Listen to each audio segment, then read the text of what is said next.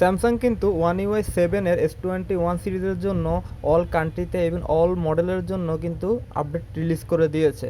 তো যাদের S21 আছে তারা চেক করে দেখতে পারেন। আমি কিন্তু 2-3 দিন আগে আপডেটটা দিয়েছি। আপডেটটা দেওয়ার পরে এখন পর্যন্ত কোনো সমস্যা পাইনি।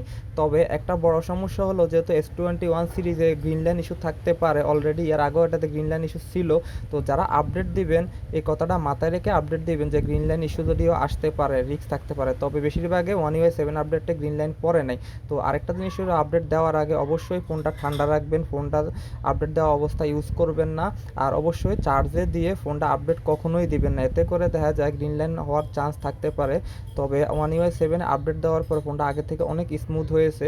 তো যাদের S21 বা S21 প্লাস বা আলট্রা মডেল আছে তারা চেক করে দেখতে পারেন। আপডেট কিন্তু সবগুলো মডেলের জন্য অলরেডি অ্যাভেলেবেল হয়ে গেছে, আপনারা আপডেটটা দিতে পারেন।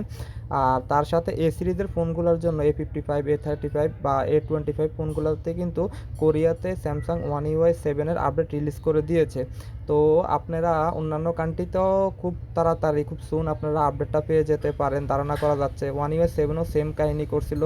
S24 সিরিজটার জন্য প্রথমে কোরিয়াতে রিলিজ করছে, কোরিয়াতে রিলিজ করার পরে তারপর আস্তে আস্তে 1 সপ্তাহ বা 10 দিন পরে আমরা সবগুলো মডেলের জন্য অ্যাভেলেবেল পাইছি, সব কান্ট্রির জন্য অ্যাভেলেবেল পাইছি। তো এ সিরিজ যাদের আছে, যারা এতদিন টেনশনে ছিলেন A55 বা A35 কবে আপডেট আসবে, যেহেতু কোরিয়াতে অলরেডি আপডেট দিয়ে দিয়েছে, তো 1 সপ্তাহ 10 দিনের মধ্যে আমরাও আপডেট পেয়ে যাব।